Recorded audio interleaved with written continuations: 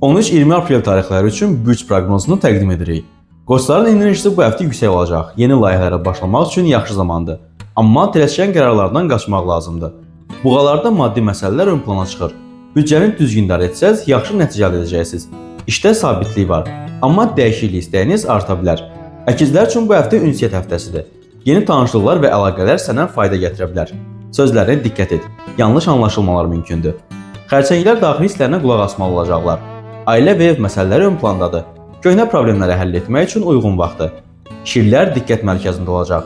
İş və sosial həyatda uğurlar mümkündür. Amma eqonu nəzarətdə saxla. Qızları planlama və təşkilatçılıq qabiliyyəti bu həftə önə çıxaracaq.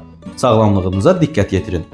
Tərəzilər üçün balans tapmaq əsas mövzudur. Münasibətlərdə qərar verməli ola bilərsən. Daxili tərəddüdlər azalacaq. Əqrəblər dərin düşüncə və dəyişikliklər həftəsinə girir. Gizli qalan məsələlər üzə çıxa bilər. Maliyyə sahəsində ehtiyatlı olun. Oxatanlar üçün səyahət və yeni təcrübələrdə uyğun zamandır.